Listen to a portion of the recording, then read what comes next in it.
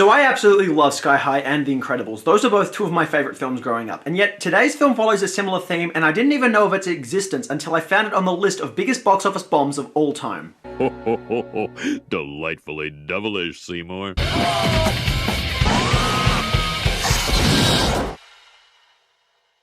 Yes, everybody, welcome back to Delightfully Devilish, the show where we discuss films that all at once meet the criteria of being the good, the bad, and the ugly. I'm your host, Jukebox Harry, and today we are looking at a superhero film starring Tim Allen and Chevy Chase with the soundtrack done by Smash Mouth.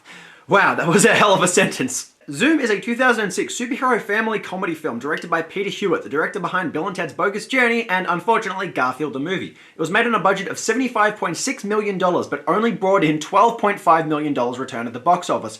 It was also nominated for Worst Actor at the Golden Raspberry Awards for Tim Allen, and it took home Worst Actor at the Stinkers Bad Movie Awards, as well as Worst Supporting Actor for Chevy Chase, Worst Family Film, and the Spencer Breslin Award for the Worst Performance by a Child Actor, which of course went to Spencer Breslin. Today's film is very loosely based on the children's book series Amazing Adventures from Zoom's Academy, which I am sure you've never heard of. It also comes from a period of time where the X-Men and Spider-Man films were the big successful superhero films in Hollywood, before the Marvel Cinematic Universe established itself as the massive driving force that it is. The filmmakers took a loose concept from a children's book series, combined story elements from The Incredibles and Sky High, made it into a Tim Allen sketch comedy, and then had Smash Mouth do the soundtrack. Now, I'm surprised this film hasn't gotten more recognition because of that last factor, but it has earned the status of Delightfully Devilish because it's just weird enough, so let's zoom on in. Zoom starts with a series of comic book panels telling us that a team of superheroes once existed to fight the forces of evil in the world, led by Captain Zoom and his brother Captain Concussion. The government sought to enhance the team's powers using Gamma-13 radiation. Zoom got faster and stronger. But the Gamma turned Concussion to the dark side. Zoom lost his powers. And his brother. We've been tracking a pan-dimensional anomaly that seems to be moving toward our time-space continuum. I know some of these words. Concussion is still alive, and he's coming back. Oh, the moment you see Chevy Chase in a post-2000s film that is not Hot Tub Time Machine, that is a terrible sign. He was destroyed. Nope. We were there. We both saw it. Nope. Was that meant to be a joke, or did Chevy Chase just forget his lines and then just say nope? I'm reactivating the Zenith program. Tell me, do you speak any other languages than shameless exposition? You know he won't cooperate. You won the Nobel Prize, Doctor. You'll think of something. Chevy Chase is the winner of a Nobel Prize. See, the Nobel Prize is a peace prize, and Chevy Chase is not a nice person at all. He's one of the most hated people in Hollywood. And here is Tim Allen as Zoom, using his finger at super speed to mix a smoothie. I would have thought that with super speed it would send stuff flying everywhere, but apparently not. Still, if this guy can find the clitoris, he's going to create some major orgasms. Also, on the poster for Zoom, Tim Allen has no facial hair whatsoever. Here, he has very definitive facial hair. Inconsistency. In comes Courtney Cox, doing the absolute worst pretending to get hit by a car act you have ever seen. Watch out for the grease. That is just the beginning of Courtney Cox falling over and the filmmakers thinking it's funny. Drink every time she does it. It's good to see you. It must feel so weird saying that when you're Chevy Chase, because he would have never heard that himself. It's been, what, 30 years? Since you had a career? A new Zenith team. You can't be serious. Oh, we are serious, Mr. Shepard. Why is the green dress talking? Oh, I'm a psychologist. Okay, so our hero's a misogynist. That's a really great start here, guys. Then we meet the superheroes of the film. A little girl with super strength, and an Anna Kendrick lookalike who is picked on for no reason whatsoever. She's so weird. Freak. Seriously, what brought that on? Oh well, she makes food explode all over them. Next is not quite Paul Rudd, who randomly starts turning invisible while doing an equation on the board, making this the second time that Chevy Chase has appeared in a movie about a man turning invisible after Memoirs of an Invisible Man, which personally I think is very underrated. We even get Spencer Breslin, whose superpower is literally having a big fat ass.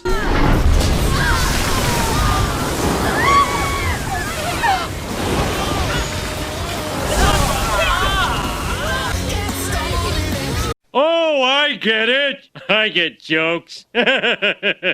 Spencer Breslin did 3 films with Tim Allen in the same year. Zoom, The Shaggy Dog, and The Santa Claus 3, The Escape Clause. I don't know what Tim Allen keeps seeing in this kid. He's the annoying little shit from The Cat in the Hat. Although at the same time, Tim Allen was originally supposed to star in that movie as well. We are also very happy to pay you $500,000. You know you could have just said that instead of shooting me with a dart. Yes. Is this going to be Chevy Chase's entire gimmick in this film, saying yes and no and thinking, haha, that's a punchline? Speaking of punchlines, there's Courtney Cox falling over again. Who here does not live with their mom in her basement? And Zoom's entire arc is that he just talks down to a lot of people. Geez, we just have a trio of unfunny, unlikable main characters. I'm quite confident that we can develop their abilities far beyond what was achieved during the Gamma 13 days. And we can do it safely and naturally. I'm sorry, I must have dozed off there for a minute. Good idea. I wish I could follow suit, but I made the mistake of having a coffee before I made this. Times have changed, Zoom. They sure have changed, Chevy. I remember when you had a career. Also, Chevy Chase just blinks a lot in this movie. I don't understand what his idea of humor is meant to be. Yet once upon a time, he did actually make me laugh. Now you see him, now you don't. I literally see him that entire time. I see things. Do you see dead people? I see that you suffer from a massive inferiority complex. Do you see a script anywhere? Cause it might need revisions. You made a fart joke even lamer than the fart joke from Master of Disguise. Well done. Wow, that's a very lame display of power. Also, why are you suddenly wearing an unconvincing fat suit now when we literally saw earlier that you have a reasonably normal body shape? Oh, Jesus, kill it! It's so cool. Is he though? And now that we've had the fart joke, here's a snot joke. You sicken me. If there really is something disgusting that can come out of the human body, the bets are that Zoom is probably going to try and make a joke about it. That's rude.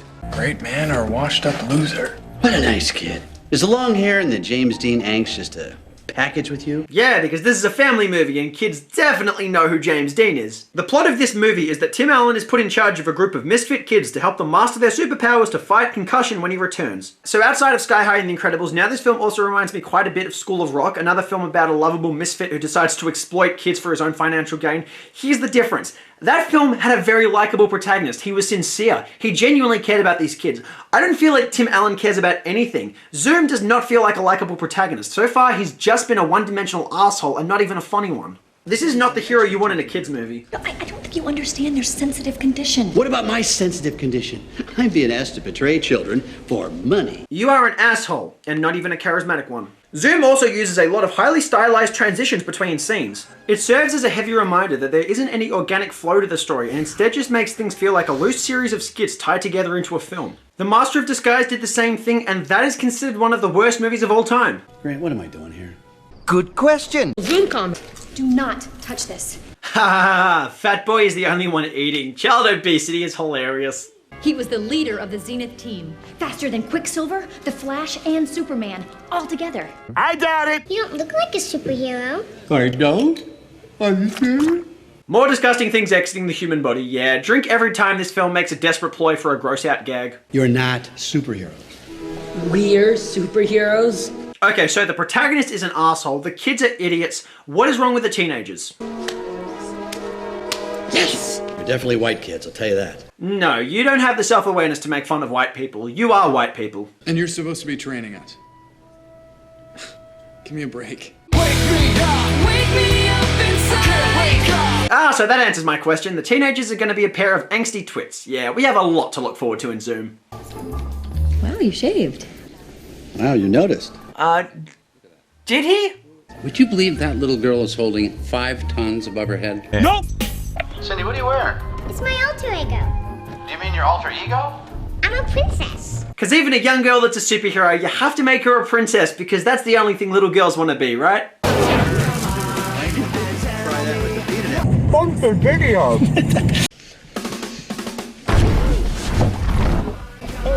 Fastest man in the world and he's slower than a fat kid's expanding gut. So that was a fucking lie. Look out! Oh! You know, one thing I learned from watching Friends is that Courtney Cox is actually funny, so what the fuck is this film's excuse? We're holding a meeting for people who matter, and Miss Holloway. Why do the filmmakers behind Zoom genuinely want everyone to be unlikable? There's also quite a few moments in Zoom where it will click for you that the film was intended for a 3D release. You gotta stop with this comic book stuff. The comic book stuff hasn't even started yet. This is a shitty attempt at a sketch comedy so far. You are nothing but a bitter man, happily getting paid to take your resentments out on these children. You know, I can't help but wonder if Courtney Cox was talking to Tim Allen when she said that and not the character he was playing. So where are we going? With your acting skills, nowhere. Fast. No way. Is that you, Mr. Pibb? Oh, come on. Robot sidekicks were a 1980s thing, and can you think of a better name than sponsored content? Do you have to touch things to, like, understand them? Do you have to be an absolute cunt to everyone? Then the characters go for a ride in a poorly CGI'd UFO. You want to get your hands in that green and blue slime. A little gross in there, isn't it? Why is him going out of its way to try and make everything disgusting? Ugh, drink. After the UFO supposedly hits the audience, because remember it's in 3D, then they go and claim a poorly CGI'd cow. Tucker, put the cow back. I'm hungry. Tucker. All right.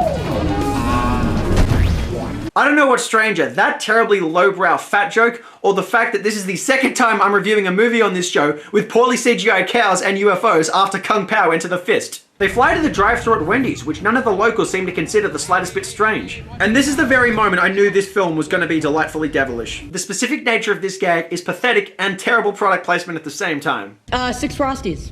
Six Frosties. Chocolate. All right, now what's everyone else drinking? You know, I honestly do feel sorry for Spencer Breslin. No kid deserves to be a one-dimensional fat joke for the entirety of a Hollywood film. Do you even know what you've done? I don't think anyone who's made this film knows what they've done. You're supposed to be training these kids for their first simulation, and instead you're out gallivanting in a stolen spaceship. Well, you supposedly stole it from an alien that landed at Area 51, so you don't have the high ground, Monica. Zoom even fails at getting a slow-motion walking shot done right. Michael Bay nails that, and he can't do a lot of things as a filmmaker. Then we get a montage of the kids attempting to own their abilities to, get this, a cover of the Queen and David Bowie song Under Pressure done by Smash Mouth. I'm surprised this film isn't a meme in itself for having a Smash Mouth soundtrack, but the fact that they covered that song of everything is specifically odd. It just doesn't suit their genre.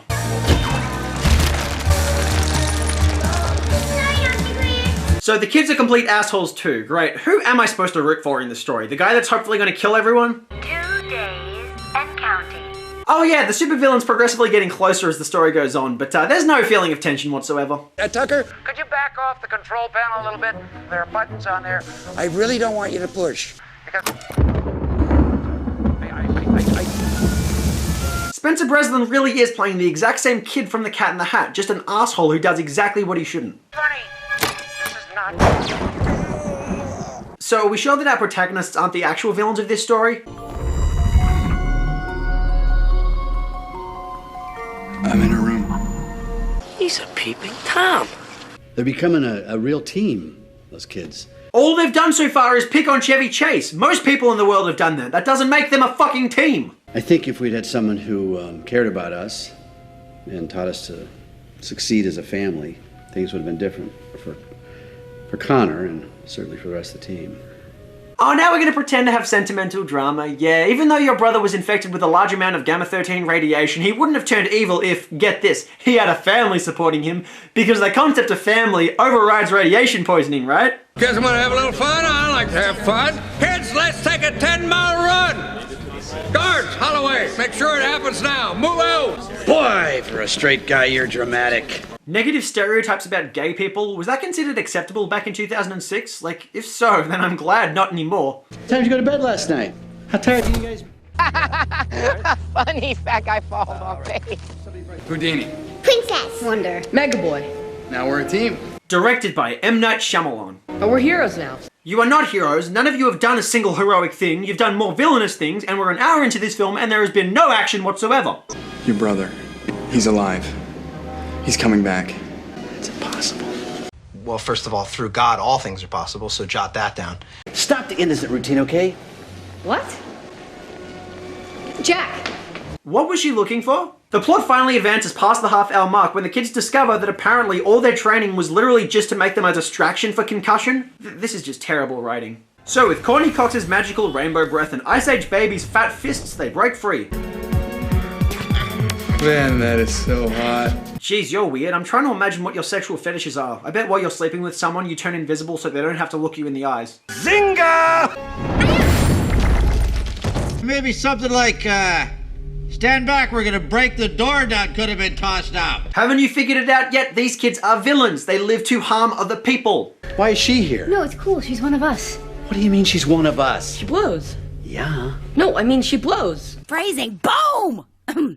Inappropriate. They break Zoom out and everyone flees in the UFO. Wait for me. Let me talk to my brother. This is between him and me. But we're family. No, you are not. You cannot just keep dropping the word family and pretending that that makes it true. Zoom goes and reunites with his brother. Conscious only of being betrayed by you out there in that living hell. You took out the whole team. You shouldn't have tried to stop me, Jackie. You literally killed your entire team. He probably should have tried to stop you, you fucking maniac. This is even better than I expected.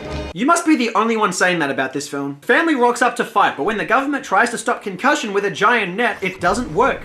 Wow. What do you know? That was their entire plan. Use the kid to distract him and drop a giant net on the guy, and he just blocked it. So that was all for nothing. When concussion puts the little girl in danger, Zoom suddenly rediscovers his powers through the magic of family. Concussion fires shockwaves at everyone, none of whom make any effort to actually stop him. Then Zoom goes running, only to turn into a lame Looney Tunes gag.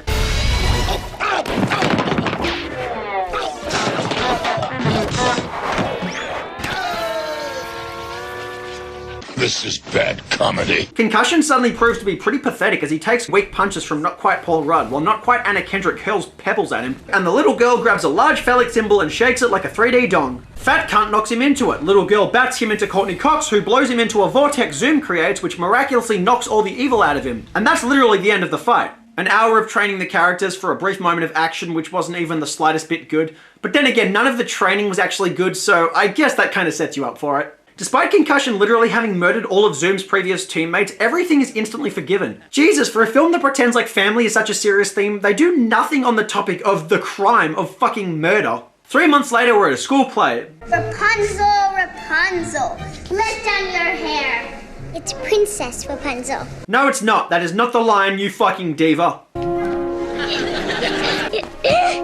Was the school really expecting that little boy was going to be able to climb that on his own? That's a very big health and safety violation. Jesus, I don't know what American schools expect from their kids, but that's not cool. Ice Age Baby uses his powers to create an unfair advantage over the others in soccer. And that is not a wholesome message. He's using his superpowers to create an unfair advantage and promote inequality. And the teenagers are dating now, but all I can do is imagine what it would be like when they broke up. Two angsty, superpowered teenagers with a tendency to abuse their powers stuck on the same superhero team. That'd really suck. But they were more than a team.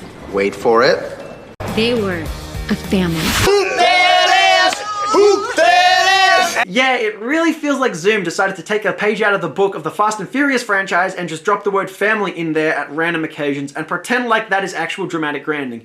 No, the Fast and Furious franchise overdid it, but it also has 9 films in the original series, so it kind of took a bit more time to develop it than this one 76-minute movie. That wasn't a joke. Zoom literally ends after a brief 76 minutes, padding out the remaining running time with outtakes. It really surprises me that a studio would spend $75.6 million on a film that would be only this short. It just goes to show how overblown and messy the project is. Is Zoom a good film? No. Zoom is a ridiculously overblown film and a waste of a lot of money, but to its credit, I will say that it wasn't exactly boring. Zoom moves along at a fast pace, which seems appropriate given its title. It jumps at one attempt at a comedy skit to the next. It is not objectively funny a single time, and the moments where the story pretends like it has any dramatic substance are lazy and empty. But it is consistently unfunny and stupid enough that I was drawn into it with curiosity. And both Courtney Cox and Chevy Chase did actually bring some degree of likable charisma to their roles, so it's a shame that they only play supporting characters. Nonetheless, I do not endorse this film in any way, shape, or form. Zoom is not a good movie. This is literally the superhero equivalent of The Master of Disguise. It's a film which has a lot of nice sets, but no substance or clever writing to support it. At least The Master of Disguise had Dana Carvey doing a lot of mimicry to tie things together. The lead actor in this film, Tim Allen, he has no charisma, no passion for the project whatsoever. I honestly don't know why he signed on for a $75.6 million film and then put no effort into the performance whatsoever. Seriously, he was the lead actor in Galaxy Quest, which had a lot of higher production values even though it had a smaller budget. He put effort into that. What was his excuse this time? Zoom is just an asshole and it's never really clear why. The subtle implication is that it's a result of him losing his teammates and his brother, but nothing develops from there. Not that I would even want it to though, because Tim Allen clearly doesn't care about the material. Zoom is a film which pretends to have a story by giving the characters a limited time to train before concussion arrives, but this is such an empty plot point. If we saw moments of concussion destroying things or fighting people sprinkled into the story, then there might feel like more of a legitimate threat. Instead, the characters talk about him once in a while, then he pops up only to get disabled in a few seconds. And if it was that easy to stop him, then I hardly believe that he killed the rest of Zoom's team. And the rest of the cast in this film don't do anything to elevate it. Spencer Breslin is a one-dimensional fat joke without the charisma to rise above it. And the only other actor you might remember is Kate Mara, because she went on to appear in the 2015 Fantastic Four film, another superhero film considered one of the worst movies of all time. Jesus, Hollywood, stop casting Kate Mara in superhero films. She is box office poison for that genre. Then there's not quite Paul Rudd, who actually appeared in Batman v Superman Dawn of Justice as Jimmy Olsen of all people. Considering that that was the single worst comic book movie ever made, that seems highly appropriate. And then there's that little girl whose entire arc in the film is just being a generic little girl. You aren't gonna remember her name, so I'm not gonna give it to you. Rip Torn is in this film as well, playing Rip Torn as usual. He's fine, but the material isn't. What I really don't get about Zoom is how it ended up costing as much as it did and then having such lackluster special effects. I don't know where the money in this film actually went, but the computer-generated imagery definitely was not a major destination. The computer-generated imagery in Zoom is about as impressive as the effects in The Adventures of Shark Boy and Lava Girl, which only cost about 2/3 of this film's budget. I can only assume that Tim Allen and Courtney Cox were able to command high salaries for the film, but their work did nothing to elevate Zoom beyond its mediocrity. The core fault in this film rests on the shoulders of Adam Rifkin, the writer, who also in the next year would go on to write the superhero comedy Underdog, which was similarly critically panned. I mean, it was considered better than this film, and it did actually make some money at box office, but still, this guy just needs to stop writing superhero comedies. Zoom gets 2 poorly CGI'd UFOs out of 10. It is a completely overblown film with a massive budget and very poor special effects, yet no writing, and no passion from the performances, and no conviction to actually do anything with its premise. And that does it for today's episode of Delightfully Devilish, you guys. If you want to see more episodes of this show, please hit that subscribe button. If there are any movies you want to see me discuss on this show, please leave them in the comment section below. Otherwise, until next time, I have been your host, Jukebox Harry. Peace.